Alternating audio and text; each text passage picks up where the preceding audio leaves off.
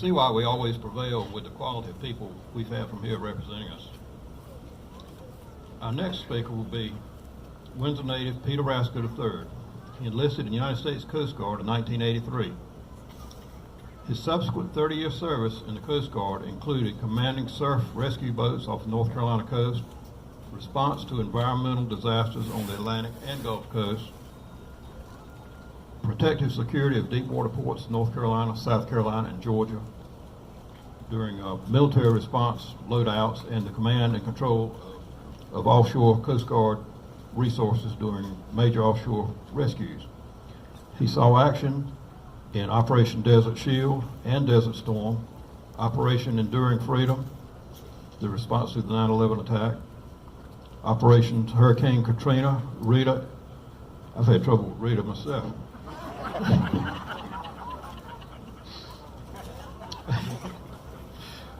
and Wilma, and Operation Deepwater Horizon. He was commissioned as a Coast Guard officer in 1991 and completed his 30-year career in 2013 at the rank of full commander after serving as deputy to the historian of the Coast Guard's Atlantic area and 5th District. He implemented the Coast Guard's protection program for all the historic light stations on the Great Lakes and the Atlantic and Gulf Coast under the National Historic Lighthouse Preservation Act of 2000. Among his awards include the Meritorious Service Medal, the Coast Guard Achievement Medal, 2 Commandant's Letters of Commendation with Operational Distinguishment, the Coast Guard Presidential Unit Citation, and the Small Boat Coxswain Badge.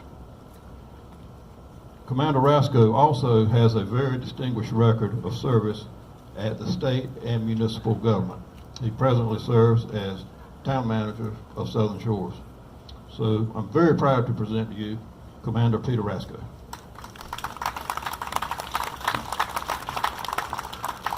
Thank you, Mayor Hoggett, and I congratulate the town of Windsor commissioners on having this 250th anniversary, and also for honoring our veterans today. And General Jeanette and Colonel Davis, it's an honor to sit on the stand with you both today. It's hard to believe that 50 years ago this week, I was with Boy Scout Troop 104 conducting Tuscarora Indian reenactment raids on this street right behind this building for the whole week. We would muster at Windsor Pharmacy every afternoon, and our Chief Collins Cooper would tell us what our plan of attack was for the afternoon. And we must have done a good job because Chief of Police Melvin Pierce shut us down after 5 days. So anyway, I fell in love with history as a young boy living on Belmont Street in Windsor. And I'll tell you, our next door neighbor, my brothers and I loved, was a fellow named H.A. Kearney. In 1966, H.A. told my brother Dawson and I he was going to leave for a few days. He was flying to Honolulu for the 25th anniversary of the Pearl Harbor Survivors Association. H.A. was stationed in Oahu on that Sunday morning, December 7th, with his Army unit. And he would tell us stories somewhat about that. And when he came back, he brought us souvenirs. He brought myself souvenirs and my brother Dawson souvenirs, and even our 2-month-old little brother Finn's souvenirs from the Pearl Harbor 25th anniversary. I'll never forget that. I was asked to come and speak in honor of our veterans, and I wanted to come and tell you a little bit about the service that I represent, the United States Coast Guard. The United States Coast Guard is one of the 5 armed services of the United States and traces its history to August the 4th, 1790, when the first Congress authorized the construction of 10 vessels to enforce tariff and trade laws and to prevent smuggling.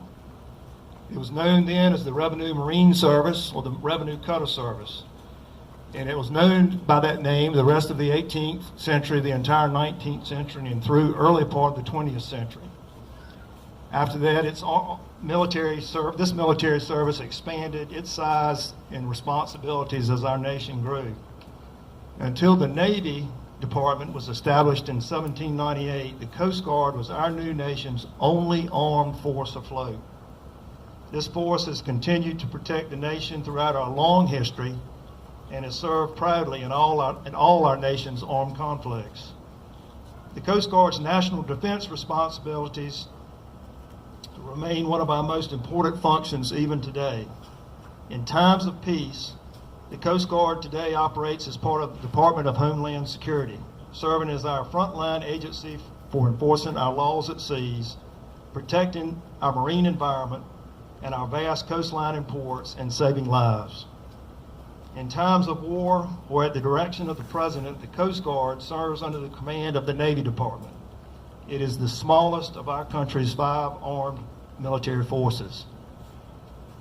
There were numerous early efforts by the government and charities to begin and sustain life-saving organizations along our country's coast in the 18th century. Most notable, the Massachusetts Humane Society, founded in 1796, which established 3 houses of refuge on the Massachusetts coast near Boston Harbor. However, the U.S. Life-Saving Service was not officially founded until 1871. After that, life-saving stations were built approximately every 7 miles along our coast and manned by dedicated crews willing to risk their lives to save those in peril on the sea. It was right here on our North Carolina Outer Banks that one of the service's most renowned station keepers gave birth to the Coast Guard's unofficial motto, "You have to go out, but you don't have to come back." The Life-Saving Service would merge with the Revenue Marine in 1915, when the service took its present name, the Coast Guard. The nation then had a single maritime service dedicated to saving life at sea and enforcing the nation's maritime laws. The Coast Guard began to maintain the country's aids to maritime navigation, including operating our nation's lighthouses when President Franklin Roosevelt, ordered the transfer of the lighthouse service to the Coast Guard in 1939. In 1946, Congress permanently transferred the Bureau of Marine Inspection and Navigation to the Coast Guard, thereby placing merchant marine licensing and merchant vessel safety under our purview.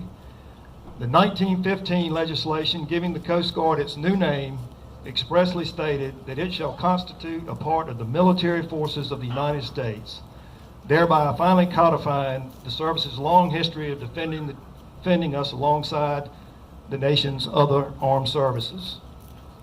During World War II, the Coast Guard swelled in size to over 170,000 sailors in uniform as it once again operated under the command of the Navy Department, fighting for our country in the largest and most horrific armed conflict in our world's history. Even before Pearl Harbor, on September the 2nd, 1941, the Coast Guard cutter Northland became the first American unit to make contact with the enemy, and the crew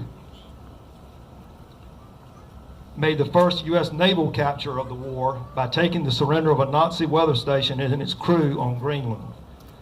Several Windsor and Bertie County boys wore the Coast Guard gold shield on their uniforms as sailors of the Coast Guard in World War II, including those that manned the beach patrols along our coast, several right here at Coast Guard stations on North Carolina's Outer Banks. The service was tasked with guarding our loadout ports to prevent sabotage of munition ships. They patrolled our coastline, including right here in North Carolina, to prevent the landing of saboteurs and spies, and was seeking and engaging in battle under fire with German Navy U-boats attacking convoys just off our coast and in crossing the Atlantic. Of the total U-boats that were sunk during World War II, Coast Guard aircraft and surface vessels sank 11 in the Atlantic during World War II, including one of the 4 that now lie right off our North Carolina coast. Coast Guard crews manned Navy ships in both the Atlantic and Pacific Oceans, and the service's small boat experts manned landing craft during every amphibious landing of both theaters. One Coast Guard sailor, Petty Officer First Class Douglas Monroe, was posthumously awarded the Medal of Honor for single-handedly rescuing a Marine detachment at the Battle of Guadalcanal in the Pacific Theater. And during the Normandy campaign in 1944 in Europe, another Coast Guard sailor, Lieutenant Commander Quentin Walsh, commanded the force that captured the French port of Cherbourg, freeing 50 captured U.S. paratroopers and accepting the surrender of 700 German soldiers, allowing Cherbourg to become the first restored port on the continent for offloading vital military supplies. Coast Guard cutters and crew were engaged under fire in both the Korean War and in Vietnam. 2 sailors of the Coast Guard were awarded Silver Star medals for their heroism under fire in Vietnam. As I stated before, the Coast Guard has fought under fire in all our nation's conflicts, recently losing one of its own members under fire in Iraq during the Second Gulf War. Today, the Coast Guard remains the smallest of the U.S. military services with just over 40,000 active duty personnel, the same size as the New York City Police Department. The service also enjoys the support of 7,000 reserve officers and enlisted personnel, as well as 31,000 auxiliary members and 8,500 employed civilians. Operationally, the actives and reserves man 243 cutters, 1,650 small boats, and 201 rotary and fixed aircraft, making the Coast Guard the 12th largest naval force in the world. The U.S. Coast Guard is simultaneously and at all times a military force and a federal law enforcement agency dedicated to maritime safety, security, environmental protection missions. We save lives. We protect the environment. We defend the homeland, and we enforce federal laws on the high seas, the nation's coastal waters, and its inland waterways. We are unique in the nation and the world, and we always live up to our motto, Semper Paratus, always ready. Thank you for having me today. God bless you, and God bless our veterans.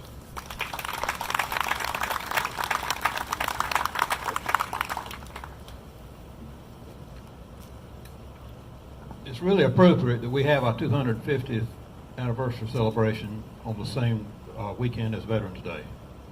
I'm really glad that happened. And I heard a very succinct quote not long ago. Bill Powell, I think your dad made this quote, and he was speaking from a World War II veteran's perspective, addressing the next generation. He said, "We handed you this country on a silver platter." Think about it. I can't think of anything more meaningful in that few words.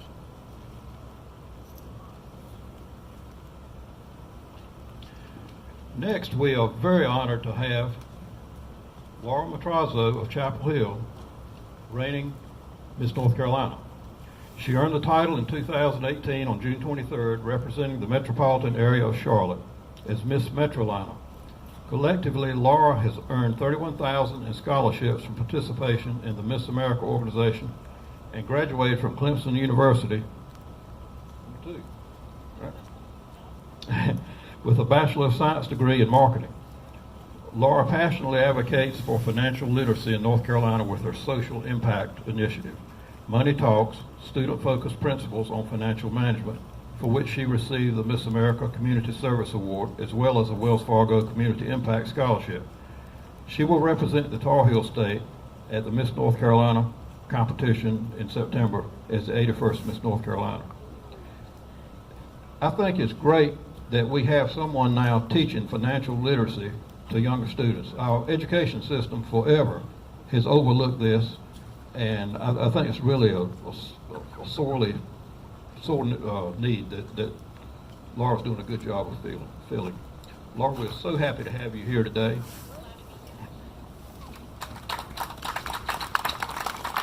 Hello, everyone.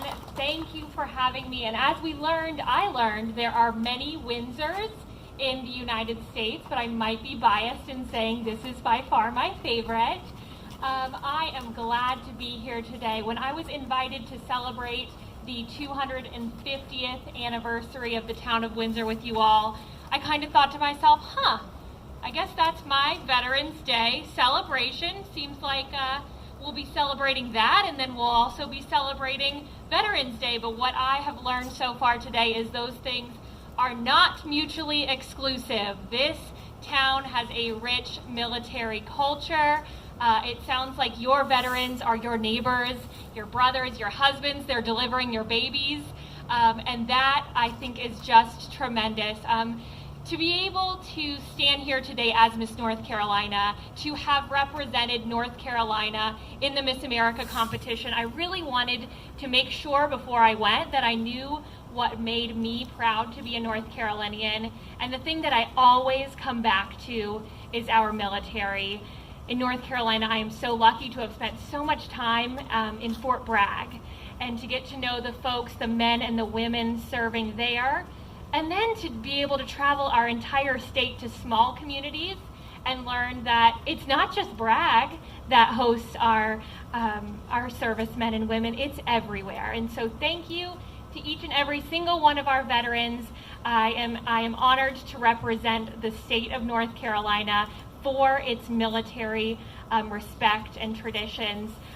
It's so special that I am able to speak after such distinguished servicemen. So thank you, each of you, for sharing stories. It's not often that someone the age of 23 gets to actually sit and listen to the stories of our veterans. And so I'm so proud of this community, despite of the rain, to be all standing here. I like to notice, everywhere I go, I like to notice something about a particular community. And here we are sitting under a tent, and here all of you are standing under umbrellas. Nobody's walked away during this entire ceremony because of the rain, so you all should be very proud. The respect that you've shown today, despite the crapola weather, to show our servicemen and women that you want to listen and you want to honor them. So thank you. I hope to get to know you all today. Hopefully we will have a parade later this afternoon, but please do not hesitate to come up. Say hello. I would love to meet you. Thank you.